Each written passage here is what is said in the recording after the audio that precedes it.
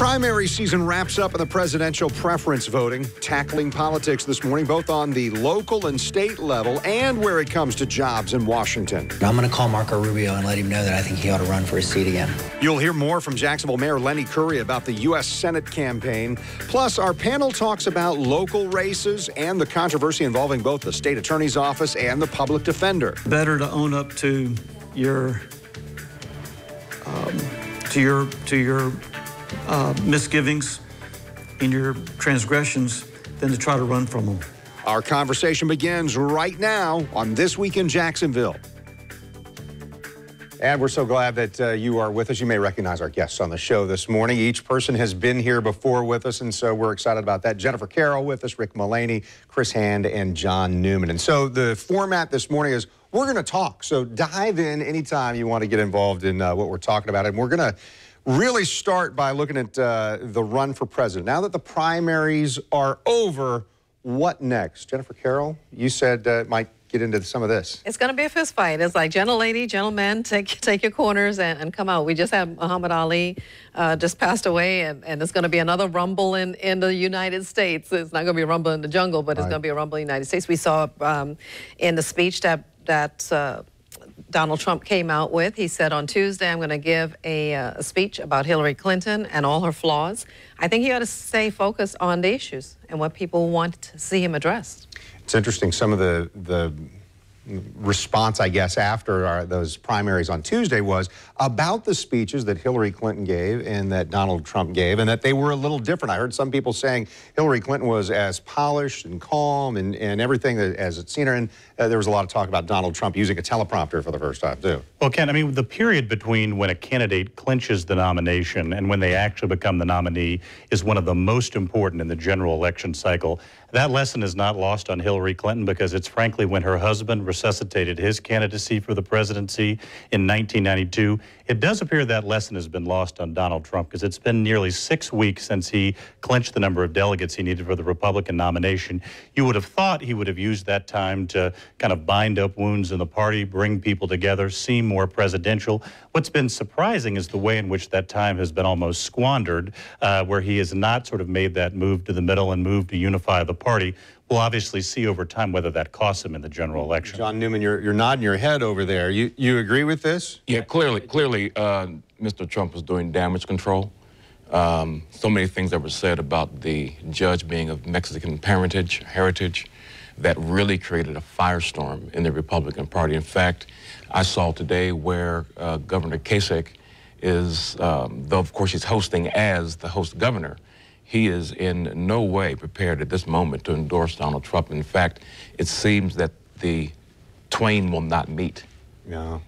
Let me say, I do agree with this. On May 4th, when Donald Trump won Indiana and became the presumptive nominee, in the weeks that followed, it was almost stunning how quickly things coalesced. Polling from Quinnipiac and other polls showed him in a dead heat in Pennsylvania, Ohio, and Florida. National polls showed it as a dead heat. And it was when Hillary Clinton had a two-front war, both with Donald Trump and with Bernie Sanders.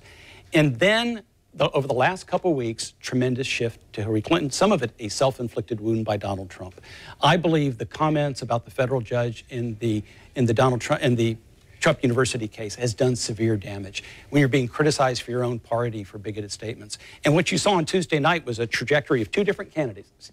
The Hillary Clinton campaign on the rise because now it's going to start to coalesce, and Donald Trump trying to do damage control, trying to bring his party back together. I predict that in the next polls, you will see a widening gap that favors Hillary Clinton. Now, it's only June. There's a lot of time left. But it was a narrow path for the Republican candidate to begin with, and I think the path got narrower based on Donald Trump's conduct over the last couple of years. But here's how I differ with you, John, in that I don't think he had such a drastic error in his campaign with regards to the statement, trying to have the correlation between the judge of his support for Mexicans and what may not be to the position of Donald Trump. But Donald Trump is going to be Donald Trump. And we cannot expect him to be the traditional candidate that the Republicans have been accustomed to. And that's what has propelled him to this level. The American people are fed up of politics as usual. They're fed up of giving me that polished look and telling me what I want to hear, and then you get elected in off years and you're doing something contrary to what the people want.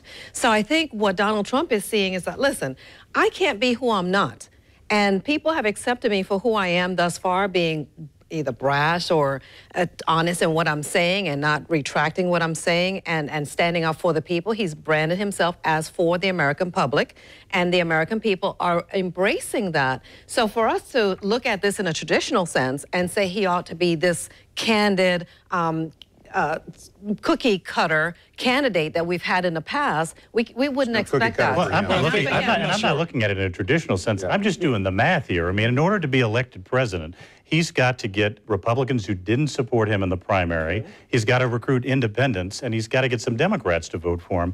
And the biggest hurdle he has to doing that is the view that Donald Trump is not seen as presidential. Well, when you go through a month where you attack a federal judge and attack the independence of the judiciary based on someone's ethnic background, when you go after the media and make it clear that you're no friend of the First Amendment, those are the types of things that undermine your goal of trying to look presidential and widen your circle of support, which is what every transition from a primary campaign to a general campaign is about in American politics. I think also it's somewhat Dickensian that the primary voter and the general electric voter, two different stories altogether. And so whereas maybe what he has said has brought a certain element of the Republican base and others who share that value or that value system, and outlook is the same. He may have brought them to the party, but to a broader electorate of independents and maybe conservative Democrats, what has happened over the last week has turned a lot of that electorate off. So even though he may have a broad appeal to a certain segment of the base and those who think like the base, in the general election, it's an entirely different populace that you're trying to reach. And from the reaction so far, it would appear that he has really turned a lot of them off. Rick, let me get you last word on this part of the conversation. Little point on that, and I agree, there's a big difference between the 10 million votes in the primary and the more than 60 million you would need to become president of the United States. And I think that it was a huge misstep with what he said about the judge. And if that's just being Donald Trump, I think there's a high price to pay, even in the Republican Party. As you can see, he's been pretty consistently criticized within the party for his statements. I wanted to ask about this, and I think maybe some criticism toward the media on this side of it. Was it fair for Associated Press and CNN and some other media outlets to announce Monday, the day before the final primaries, that Hillary Clinton was the winner anyway, and that all comes down to this superdelegate? I'm not even sure it counts as news. I mean, it's been presumed for weeks and weeks that she was going to have the necessary delegates. And frankly, this is exactly what happened when President Obama became the nominee in 2008. It was superdelegates that put him over the top and clinched the nomination for him. The AP analysis was just tracking that same process as they did 8 years ago. So not only was it fair, I question whether it was news, since it was clear she was going to be the nominee. So Bernie Sanders didn't think it was good timing or fair, or that's I think it raises the issue as to whether the whole superdelegates thing needs to be revamped. I think they're going to look at it. I think maybe one of the things that Bernie talked with President Obama about today was this whole thing about maybe we need to re-examine this superdelegates thing, because actually neither one of them have enough pledged delegates. Even with the victories that she had the other night, they don't have enough in the pledge. She does not. And so, of course, Bernie has no way of getting there numerically. Well, Sorry. No, go ahead. The whole idea with the superdelegates was to prevent a person like Bernie Sanders. So if it has worked for them in this instance, it's going to continue. But this narrative with the AP helps Bernie Sanders with his message of the rigged system and he's not being treated fairly. And so he still has some momentum to go into the convention, as he said, contested convention, to bring about his policies to be adopted on the floor at the convention for being part of the Democrat agenda. So let's see how far it goes. He's not giving up. At least he said he's not giving up just yet. Well, the challenge with that is, of course, the next day after AP did this, voters in California, New Jersey, and New Mexico confirmed that by officially putting her over the top. So I think the real scandal, and he'd have some real reason to feel aggrieved if the results went the other way. Voters in some pretty big states confirmed that prediction for the day before. California in particular was really critical. The California, 4 out of 6 states, but California really was the nail in the coffin for Bernie Sanders. His argument, not there anymore. If he had won California, maybe, but instead Hillary Clinton has over 3 million more votes, has more pledged delegates, has the superdelegates. It's really over. But Bernie's posturing for position at the convention. But he has nothing to lose. He doesn't. Absolutely nothing to lose. All right, so I tell you what, we're going to bring the focus a little closer in just a moment. Stay with us. We'll take a quick break, and then we're going to talk about elected leaders in the criminal justice system here in Northeast Florida. That's next on This Week in Jacksonville.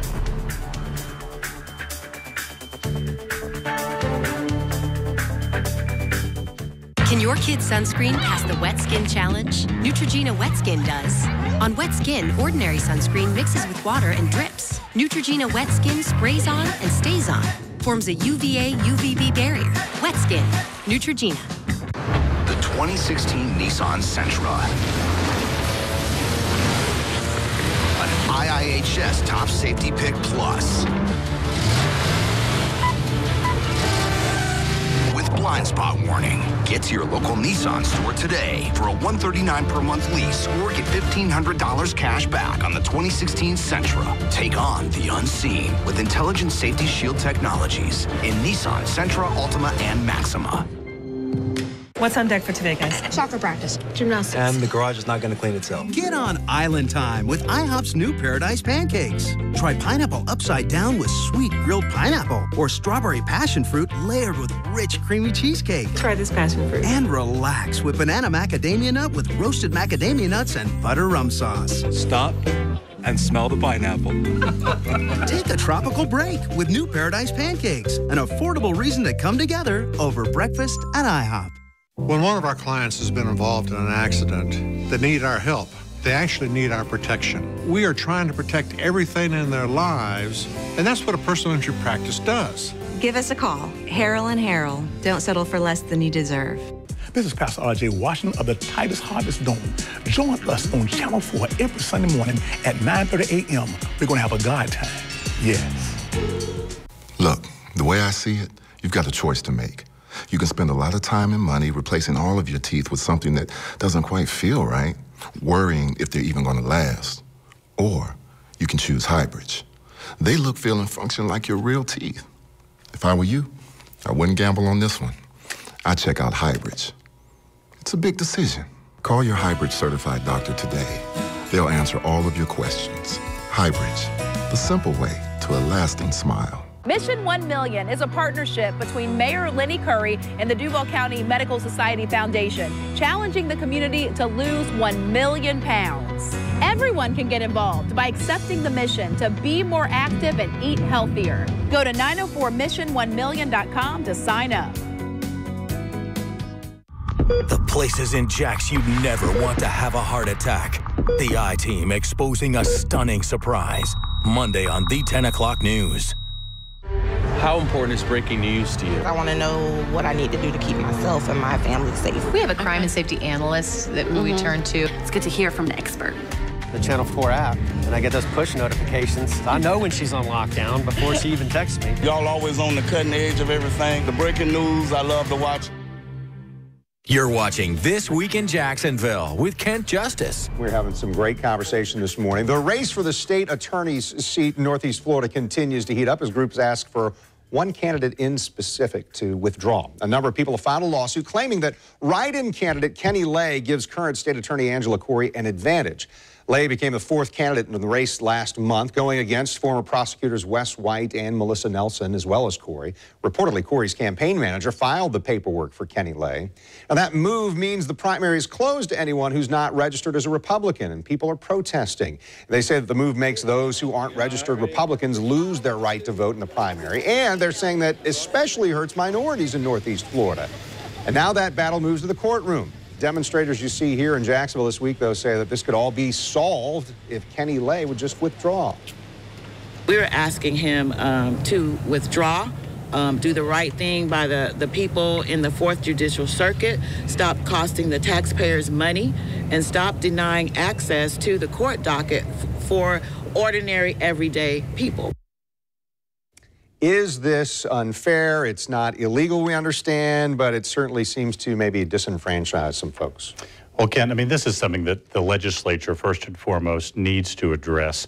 Back between 2002 and 2010, there was a state senator named Dave Ehrenberg, who's now the state attorney in Palm Beach County, who almost every year introduced legislation to take away this write-in exception so that you could truly have open primaries. So I think a lot of the burden for dealing with this issue is on the legislature, either to fix it legislatively, constitutionally, or to look at a new way of doing elections, maybe like the unitary system, the top two system that we use here in Duval County. So even if it's not illegal, is it immoral or unethical or, you know, any of that? Well, I mean, you have one of the staff persons of an opponent who's filling out the paperwork for you.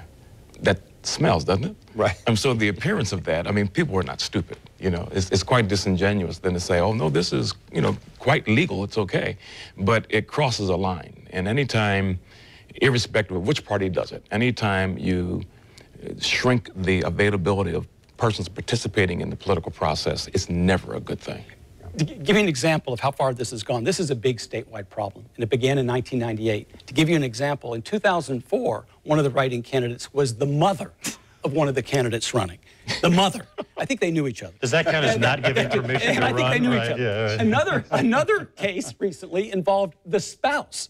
Now, so it's important to know what this year, 14 races for the Florida legislature in the House and Senate are closed due to a write-in candidate.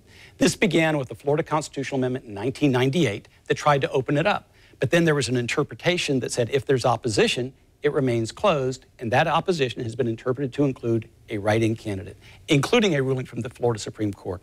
Now, it may actually take a constitutional amendment to change this. Hopefully there's a legislative fix, but it could take a constitutional amendment. This disenfranchises voters statewide. Republicans are guilty, Democrats are guilty. It's not a good thing, but it is, as some call it, a loophole in the Florida Constitution, and it needs to be addressed. It seems like it.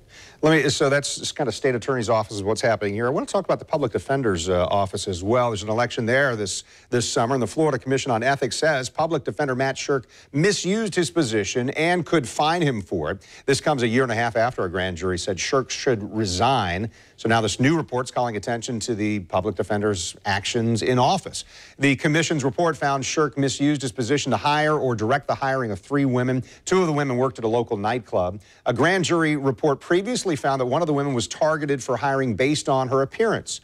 The commission, however, did not find probable cause that he misused his position to give key card access to his wife or that he had that access information deleted from the system. Also dismissed another allegation that Shirk misused public resources to build a private bathroom in his office. We spoke with Matt Carlucci. He's local here in Jacksonville, and he's on the commission as the vice chair.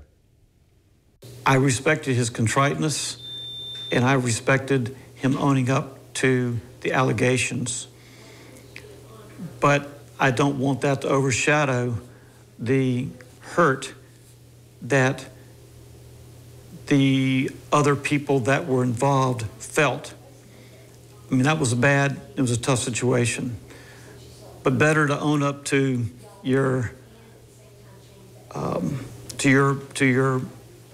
misgivings and your transgressions than to try to run from them. And so now the commission will negotiate whether Shirk will be fined. We reached out to Shirk's attorney, but we're told that they've got no comment at this point. We did, however, with Channel 4's Jim Piggott, speak with Shirk just a few weeks ago after a debate. We asked him about whether these findings would affect his campaign. But do you think people will pay attention to that, given your past record? People in our community, as we get around and talk about it, are really focused on how can we make our community better and safer. And so these kinds of programs, people are glad to hear about. Okay. So you're not going to address it. You're not going to talk about it. What do you want to talk about? We've talked about it in the past. We've talked in the past. But you're running again and there was concern. And that I'm you talking about and on this campaign, we're focused on positive reforming of our community and the things that we've done to try to help transform our community and make it a safer place to live. So obviously some controversy for Matt Shirk. He's in his second term as public defender for Duval Clay and Nassau County. He's running for a third. How much of that in the past stuff should be part of a conversation? Should it be part of this campaigning? Well, his opponents may bring it up, but for Matt, if it's about the job that he's done and what he plans on doing in the future, he is right to focus on the positives and not dwell on the negatives. And this is not a criminal infraction that he'll have. It'll be a civil infraction if a fine or whatever the amount of fine that he'll have to pay. But moving forward, if he's going to stay in a positive light, I think it will fare well for him on a campaign trail. So strategically, if I'm the candidate, do I answer like that? Hey, I've talked about it before, let's move on? I think that's probably, I think Jennifer's probably right about that, but at the same time, when you hold a public office, it's really about the public's trust. And anytime there's any violation or breach of that, the public is going to have a credibility gap with you until that's fixed. And how he does that, I don't know. Perhaps in another term, he can double down on his level of commitment to the public trust, knowing that there's a deficit that he has to make up. But I think that any time there's an infraction, if it's a misdemeanor, still it's the breaking of the law. And when he's in a position where he's upholding the law and the Constitution of the United States, anytime there's an infraction at any level, that's got to be taken very seriously. All right. I'll tell you what, we are going to take a short break here. We've got a final segment ahead, and we're still plenty more to talk about. So stay with us here on This Week in Jacksonville on this Sunday morning. That's about an hour till you're going to be late for work today. Fire drill. Now that's a pleasant surprise. Just like finding out that with Direct Auto and Life Insurance, you can get a low rate regardless of your driving history. Golden Corral's 7-day shrimp extravaganza. Make your weekend shrimp-tastic. New garlic parmesan shrimp skewers. Peel and eat shrimp, Southwest grilled shrimp, and coconut shrimp. Dinner's $13.99. Monday through Thursday, enjoy shrimp Creole, shrimp tacos, and more. Dinner's $11.99. Only at Golden Corral. For the last 11 years, our brave men and women have been at war in the Middle East. Many have come back with life-altering injuries, both physical and mental. At Morgan & Morgan, we have a section devoted to serving our veterans and helping them with their VA claims. The process is complicated and many are denied. If you've been denied VA benefits, visit forthepeople.com for answers to your questions. Morgan & Morgan, serving our veterans. I was driving in my Camry when I played the text. When can I see you again? I entered the location, 22 Beechwood Lane. The car rerouted me. Turn left. Told me where to go. Turn right. And I arrived 5.1 minutes later. Now, if only my car could tell me what to do next. Get a 2-year lease on a new 2016 Toyota Camry SE for $199 a month. Toyota, let's go places. It's time again to show your appreciation for Dad. Celebrate with the two names that have become synonymous with Father's Day, Shooters and Smith & Wesson. With SD pistols at only $289, the M&P Sport at a shocking $559, the best-selling Shield at just $350. With so many more deals in the store, you can't miss this. Hundreds of gift ideas for Dad. You only get one shot to score big this Father's Day. Make it a bullseye at Shooters. I love to bake cookies, pies, but especially chocolate cake. And to get it moist, like mash your fork down and it sticks to it moist, you gotta use Duke's. Oh yeah, the same Duke's mayonnaise you put on a sandwich will make your chocolate cake absolutely amazing. And when it's this rich and moist, there's no problem in the world that a big piece of chocolate cake and a glass of cold milk won't fix. Made with the same recipe since 1917, Duke's smooth and creamy mayonnaise is the secret to great food. That's about an hour till you're going to be late for work today. Fire drill. Now that's a pleasant surprise. Just like finding out that with Direct Auto and Life Insurance, you can get a low rate regardless of your driving history. As the morning show crew cracked the secrets of beating the Florida heat. And let's not forget the humidity. Keeping it cool this summer. Some tips Monday on The Morning Show. The Morning Show on Channel 4 makes mornings happen. Thanks for staying with us. Jacksonville Mayor Lenny Curry opened up this week saying that he will reach out to his friend Marco Rubio, encouraging the senator to run for re-election. I asked Curry if that's fair to the other Republican candidates who've spent lots of time and money running for the seat already. Oh, absolutely. And I know the other candidates. I've spoken with him. I know the lieutenant governor. He's been helpful to me over the years. Look, I know Marco personally, have known him for years. Marco has represented the entire state of Florida and Jacksonville since he's been in the U.S. Senate. And he has been unafraid to tackle the big issues. And he can win. So he's got the skills, he's got the experience, and he can win. So there it is. Will Marco Rubio join the fray? I mean, already 5 serious candidates for among the Republicans for Senate. Big issue, Kent, and that is, can the Republicans retain control of the Senate come November? And there's 34 senators up, 24 Republicans are defending. Mitch McConnell is concerned that Florida is in jeopardy. He looks at that race, and he has reportedly been pushing Marco Rubio hard to run. Marco Rubio has changed the conversation. It's his friendship with the lieutenant governor that appears to be the biggest obstacle. My understanding is there's a lot of pressure being brought to bear on the lieutenant governor to consider stepping aside. And if he does, you could very well see Marco Rubio enter the race. He would be very formidable.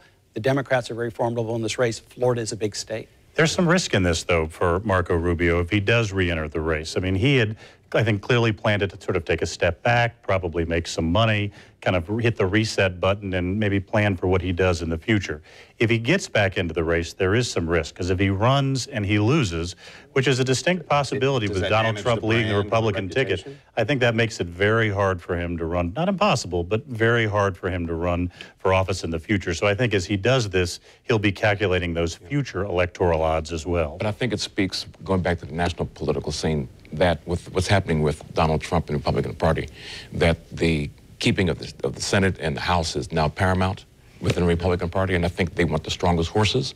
And I think Mitch McConnell is encouraging him because he is perceived as the strongest horse in Florida. Rubio would be? Yeah. On that. What do you think about Well, the this? latest poll, actually there were two polls, one that showed that 77% or so of the people wanted him to run, and then there was another poll done that if he did run, that he was not going to fare very well. And I believe with the conversation being thrown out there to get Marco Rubio to run was to bring about the poll to see how it would poll test for people to vote for him. If he saw that he had strong numbers, he wouldn't care about the lieutenant governor's friendship or not. Look at Jeb Bush. He got into the race with Jeb Bush, and that was his mentor. So let me come to that, because I know it's tough in Florida in politics, but really, do you do your friend like that? Do you do he did somebody Jeb wrong? Bush. And Jeb Bush was his mentor, not just a friend, a mentor, someone that he looked up to. And he knew Jeb Bush was going to get into the race for president, and Marco Rubio did it anyway, as well as really talked a little bit bad about Jeb Bush during the race. Are there no lines that you can't cross? And we've only got like 30 seconds left. Haven't you heard? In politics, no permanent friends, no permanent enemies, but permanent interests. This is why some of us are not in politics, right? I mean, we'll know by June 24th. Exactly. Exactly. June 24th will be Do or die day. I have really enjoyed the conversation. I hope you have too. You guys are terrific. I appreciate hearing your perspective this morning. So This Week in Jacksonville airs each Sunday morning at this time. We're working to get an interview with some of the local delegates to the national political conventions. That includes Cindy Graves, who will serve on the platform committee in Cleveland for Republicans.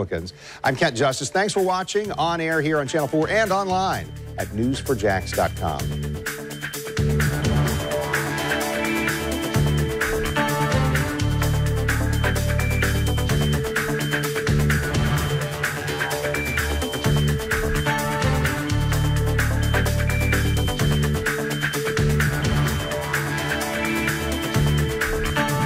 News 4 Jax, we're always covering the news, even when we're not on TV. Stay informed, on the go, and online at news4jax.com.